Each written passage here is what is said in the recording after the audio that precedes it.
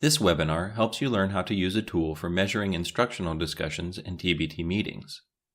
Instructional discussions, as interpreted by this tool, are discussions about helping students learn to read. They involve precise determinations about what the students need to learn, followed by specific plans about what to teach, what additional assessments to use, how to teach, what materials to use, and how to measure progress. I am Stanley Dudek. I work for Word Farmers Associates, which assists the University of Cincinnati's Systems Development and Improvement Center in its work with the What Matters Now project. The material accompanying the tool first provides a rationale for its use. Here's what it says. The What Matters Now project works to help you improve your TBT discussions about early literacy instruction. It provides help by allowing you to measure your progress quickly. Progress in this case involves more precise and productive TBT discussions about instructional strategies, curriculum, assessment, and instructional materials. The measurement method is called rapid cycle assessment. It is part of an improvement process known as Plan, Do, Study, Act, or PDSA. This process fits very nicely with the Ohio improvement process. So, what does that mean? Let's unpack it. First, as I said before, the tool helps improve discussions in TBT meetings, what the tool calls instructional discussions. These discussions concern the teaching of literacy.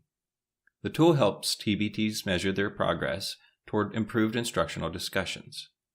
It allows TBTs to do this measurement quickly and easily. Measurement involves rapid cycle assessment, which makes frequent use of quick and easy measurements.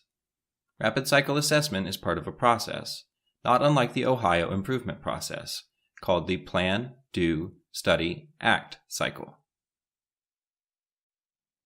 Good instructional conversations involve precise determinations about students' literacy levels and needs, followed by precise determinations about what instruction will involve, what methods will be used, what materials will be used, and what assessments will be used.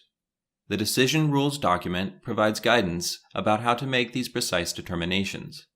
It is based on LETTERS training and fits with systems of assessments such as DIBELS and AIMSweb. Before measuring the TBT's instructional conversations, the school's literacy coach will provide training that teaches TBT members how to use the Decision Rules document. Once the TBT learns how to use the Decision Rules document, it can put this new practice into effect. Using the Decision Rules document in a standard way to guide TBT discussions about literacy is the change to practice.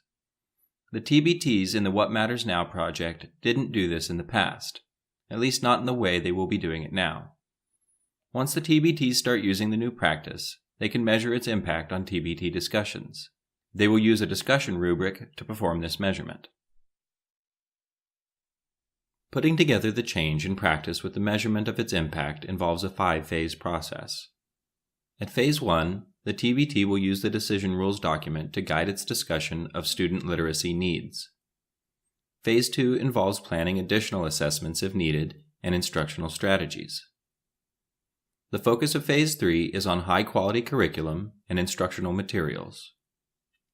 At Phase 4, the TBT will identify new information to collect to determine whether or not changes in instructional strategies, curriculum, and instructional materials addressed students' needs in productive ways.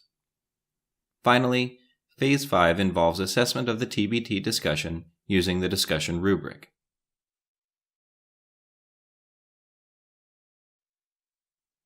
During the last 3 minutes of each TBT meeting, all team members will rate the meeting using the rubric. The scores will reflect a collective judgment of TBT members. To the extent possible, TBTs should use a consensus process to determine the score. If consensus is impossible, they can vote on each item and accept the item rating agreed to by the majority.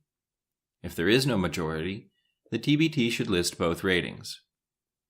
Once the rating rubric has been completed, the meeting facilitator will submit it to the principal. The principal will scan the rubric and send it to the SDI Center for analysis within 2 weeks of the TBT meeting. The rubric should be sent to Amy Howley at amyhowley@gmail.com. aimeehowley@gmail.com. The first part of the rubric includes some items that will allow the SDI Center team to keep track of who submitted what. It's important to complete these items. Otherwise, the SDI Center team won't know which rubric belongs to which TBT and when it was completed. A very important part of the rubric is the section with the 6 criteria of effective instructional discussions. These criteria are listed on the slide. On the rubric, they are posed as yes or no questions. The first criterion is this: each TBT member brought data presented in a way that reveals students' strengths and weaknesses. Note that for this criterion, the TBT should give a 1 for yes only if everyone on the TBT actually brought data. The next criterion is: the team made a collective determination about what the data say about students' needs using the decision rules document. The third is: the team selected one or more instructional strategies or further assessment instruments specific to identified student needs. The fourth is: the team identified or selected high-quality curriculum or instructional standards-based materials that fit with the students' needs. The fifth is: the team identified new information that members will collect and use to determine if the instructional strategy, curriculum, and/or instructional materials helped them address student needs.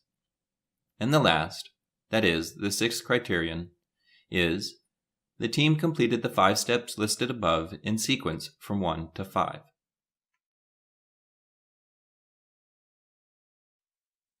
The rubric also has some additional questions. Answers to these questions will help the SDI Center team understand more about the nature of the TBT meeting that the TBT members rated. The questions have to do with the presence of a coach, the amount of involvement of the coach, the presence of a principal, the amount of control exerted by the principal, the presence of a meeting facilitator, and the job title of the person serving as the facilitator. 2 other items are at the end of the rubric. They call for more qualitative responses from TBT members. The first is a question asking the TBT members to identify their needs for additional professional development related to literacy instruction, the use of the decision rules document, the use of the discussion rubric, or something else. The second task asks them to list reflections or other comments about the process. The comments could relate to anything involved in the What Matters Now work. For instance, they might involve the PDSA cycles, or the use of the decision rules document, or the use of the discussion rubric. Thank you for taking time to learn more about the tool we will be using to keep track of your TBT's progress toward improving its use of the decision rules document.